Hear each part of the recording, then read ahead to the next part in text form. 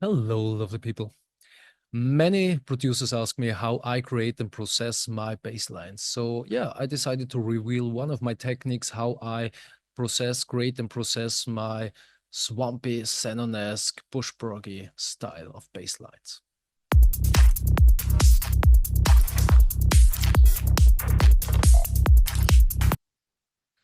And before we dive into it, let me tell you something. This is just one of many, many techniques, which, by the way, I show all in detail in my coaching and mentoring programs and in my classes, where we dive deep into sound design and processing and producing and everything.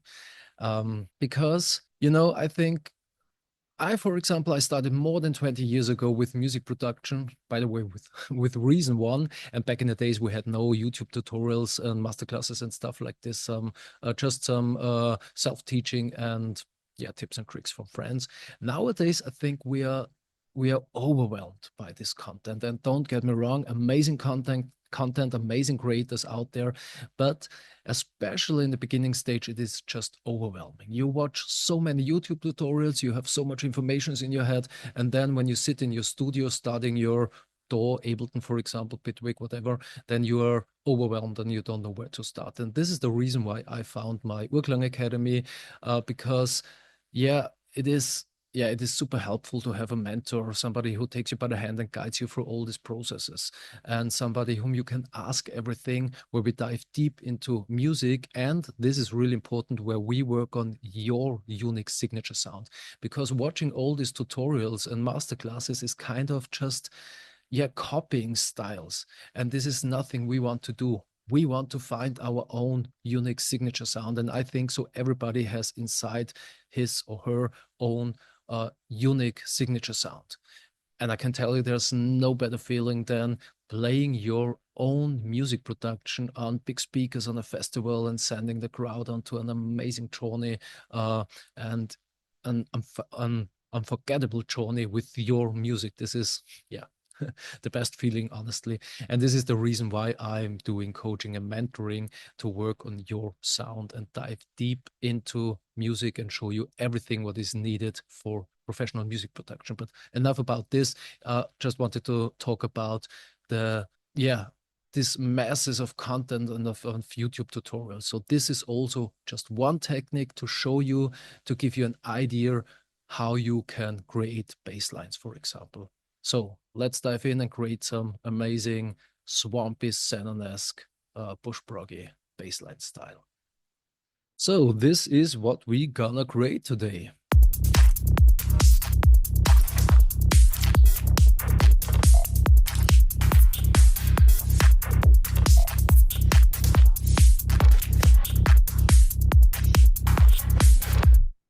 Okay, pretty nice, pretty nice. So what I do here is, one of my presets from my first operations Serum preset pack. This is the URKLANG 1 bassline preset patch. And it sounds like this.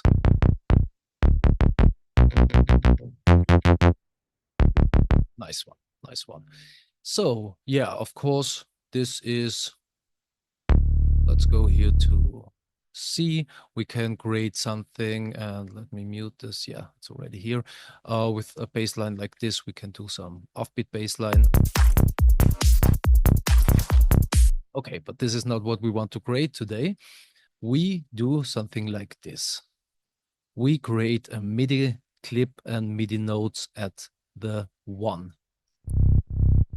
And the first important step, and I have this at the end of my chain, is, and I'm working with LFO tool for side chaining. Yes, there is sidechain compressing. There are a lot of different techniques. I like to do this with LFO tool because it has the cleanest sound. So I can do something like this. This is the first 32th note where the kick is played. And so I totally mute here the bass line so the kick can come through really, really nice. And let me just go here on the kick and bass. Already sounds nice. With the LFO tool and side chaining, it is super important where you put your side chain, because it sounds differently so than so.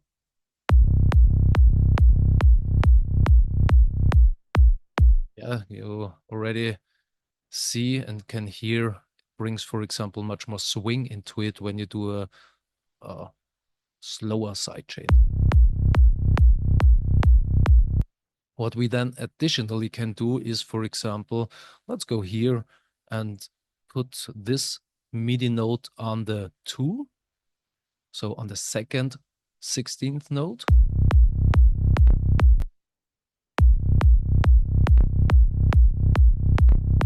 Can sound nice with this.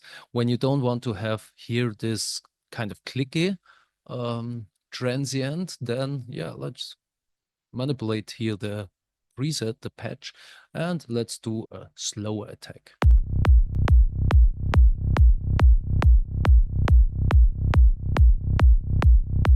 Pretty nice, pretty nice. Here in this patch, I have, for example, the envelope 2 mapped to the cutoff here, where we also can work around and play around with the attack.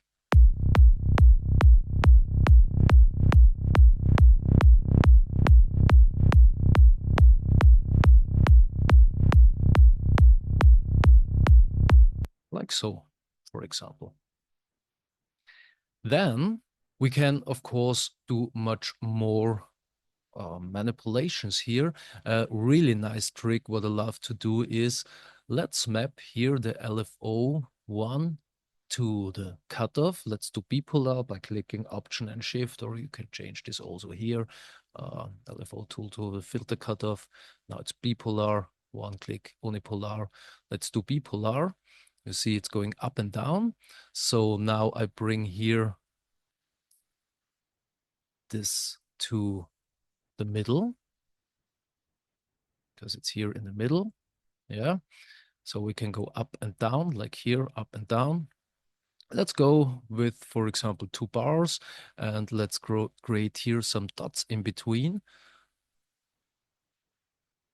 And so now we can separate them into quarter notes. So these are now quarter notes every time when a kick is, and we can additionally, let's go here with a grid of 16 and create here even more dots in between to have a little bit more control. Because what we're gonna do is now additionally manipulate the filter cutoff. For example, something like so. And then the filter cutoff is moving here.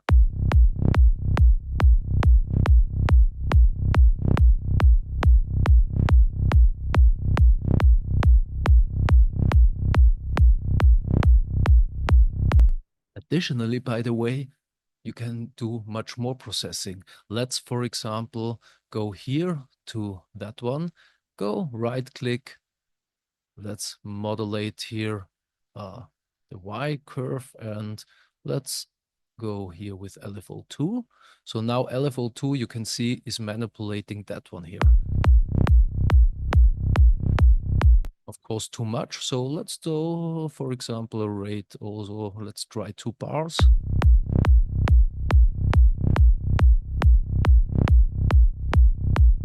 Always the same, so it doesn't make sense. So let's go maybe for 4 bars.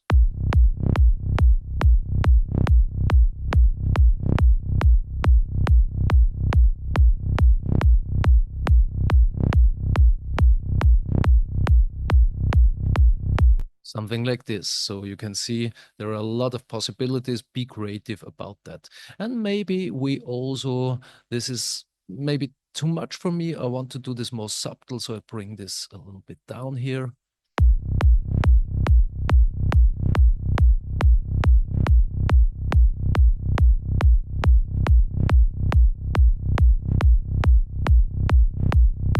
Great, amazing. So you can see already a nice, with some techniques, nice bass line. When you have my preset back, you can also see I divided here the patch into sub, first harmonic, and harmonic. So I can also go here and change a little bit the subs and the first harmonic. I do this now with my MIDI controller here. Let's turn it off.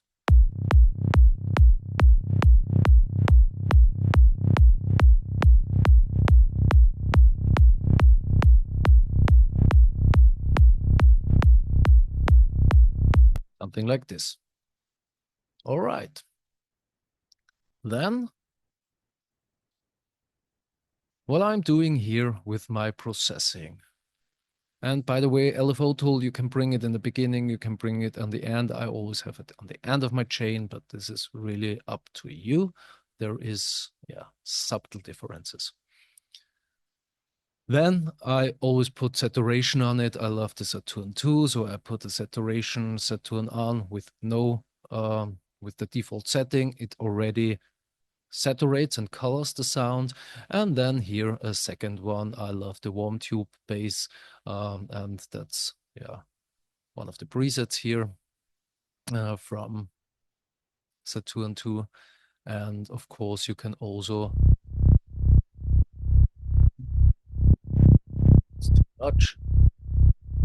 play around here with this. Okay, let's again just kick and bass. And yeah, by the way, never create and judge a sound by itself. Always listen in comparison. So only the bass line. I can do here settings, and maybe it sounds good, but I don't know if it really fits, for example, in comparison together with the kick.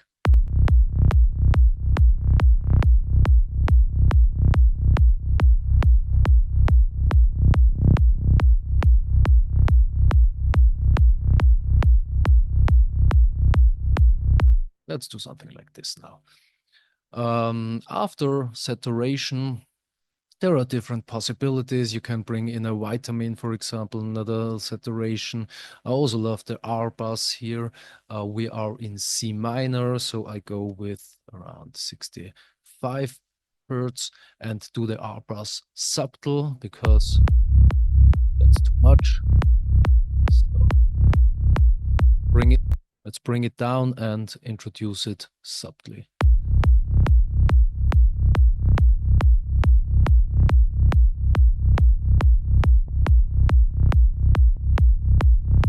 For example, like so. The Transix is also nice from Wave sometimes, not always.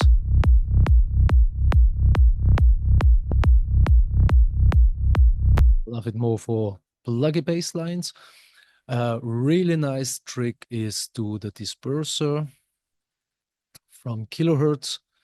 It's a all-pass filter.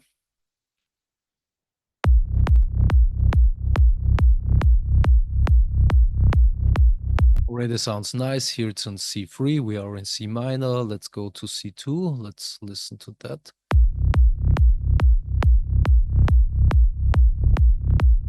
Well, I love C3 more here. Let's go to C3. Here you have the amount, and here you can pinch it.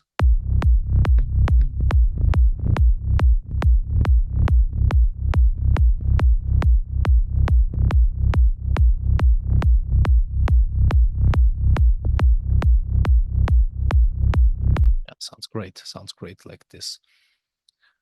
A really nice thing is the Puitec EQ. This is kind of the special, maybe not secret trick, but many producers don't know it. This is an emulation of an old EQ from the 1950s, 1951, something like this. And the nice thing about it, it has its own coloring inside. So a really special, unique coloring. We can't do this with a digital EQ like a Pro Q4. Here we can, we can boost here the low end, 20, 30, 60, and 100 hertz. We can boost them and do attenuate. And here we have from 3K to 60K, 16K. We can also boost them and play around with an attenuate.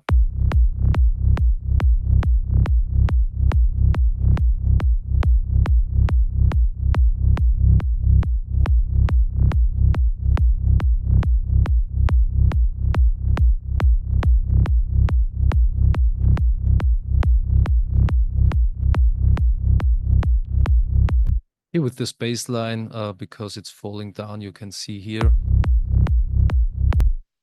it's going down and down and down. And for example, here in the 3K area, there is not much information about in the bass line. So boosting this area maybe with the Puitec EQ doesn't make that much sense. There is also a mid EQ from the Puitec EQ, which you can try out, but yeah, I'm good with that one now. And then it's about low cutting it and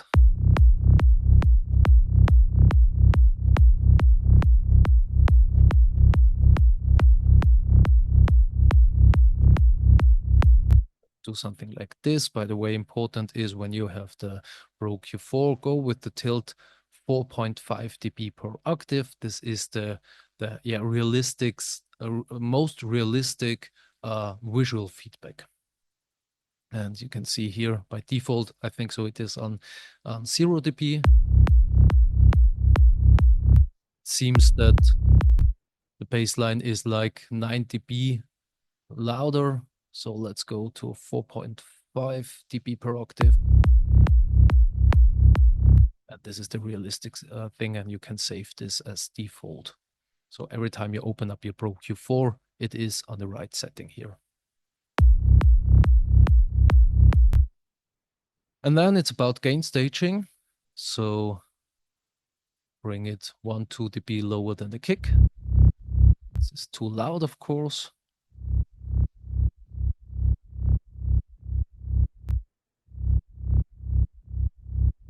Yeah, perfect. And again, just kick and bass here.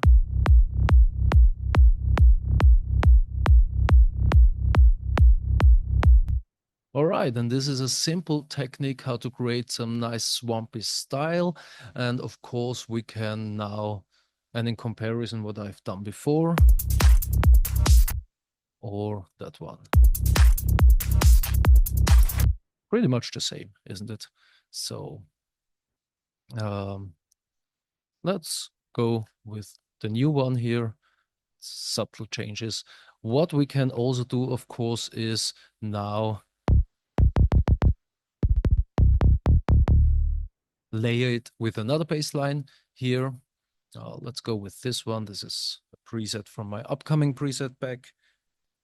The First Vibrations Volume 2. Well, is this possible? First, Volume 2. Well, let's see. Let's layer this, for example, with a bass line like that. And of course, we have kind of frequency masking problems. What I can do here now is with this second bass line, I can do a higher low cut.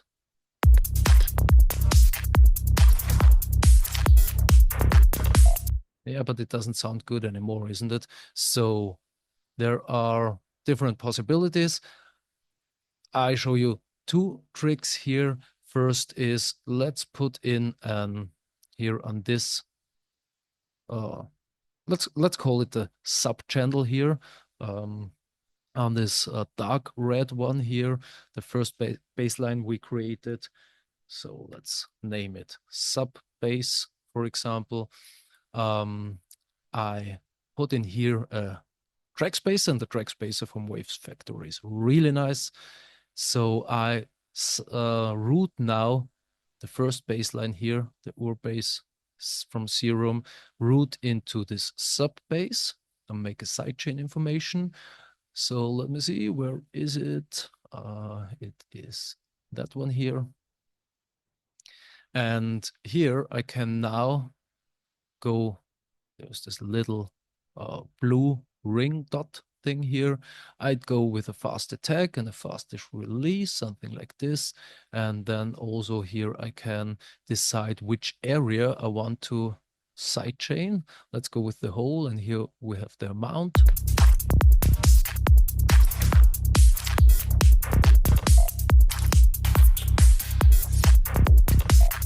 Super nice, super simple. So every time Here we have a MIDI information from this bass line. That bass line here is ducked. Super simple, super nice track spacer, amazing one. Another possibility is to work, for example, with a Pro Q. And let's go with the Pro Q4. And I do the same. I send now the MIDI information from this bassline here into the sub bassline sidechain input. And let's go here with that one. And let's go with, for example, I put this, by the way, before I have my Pro Q with the low cut. So I put this here. And you can try this, for example, let's go with a low shelf. Let's make it dynamic. So now it is simply dynamic. Yeah, okay, but when you open up here this arrow and click on this little white knob here, then we activate the external sidechain input. So now this is only working when, on this channel here, when we have a MIDI information from here. And with Pro Q4, it is amazing because now we have attack and release possibility to change the attack and release. Sadly, in percentages, I don't get it. Why? Be nice to have it in milliseconds, but okay. Another topic, you can, by the way, watch my Pro Q4 review and my honest review, honest talk about if this Pro Q4 is really worth it, the money or not, and or the hype, whatever. Yeah. So because there are some things I don't really get about the Pro Q4, I don't understand. But yeah, okay, watch the video. I will link this here. So you can see now, and you can also hear it every time there is a MIDI information, we duck this bassline.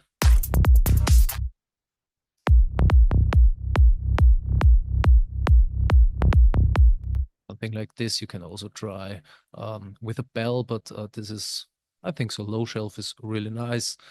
And you can also go here and play with the threshold.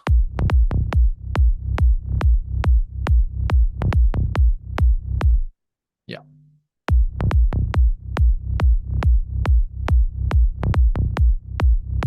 So this is pretty nice, and it is pretty simple and pretty effective.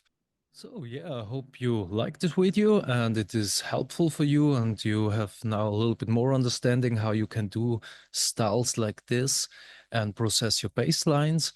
And yeah, please guys, comment what you think about it and what you want to see next. Hit the bell button, subscribe, follow me, share it. You know how it is working. It helps me a lot so I can do more videos like this. And as I said, it is only one technique. If you're interested in more, hit me up. As I said, we're going to have a free call. We're going to talk about my classes and everything. Yeah, and let's create some awesome, nice bangers for the dance floor. Because as I said, there is no better feeling than sending the crowd on the dance floor to an amazing, unforgettable journey with your own music, your own signature sound. All right, have a wonderful day, guys. Happy producing, and remember, always stay musically. Boom, boom.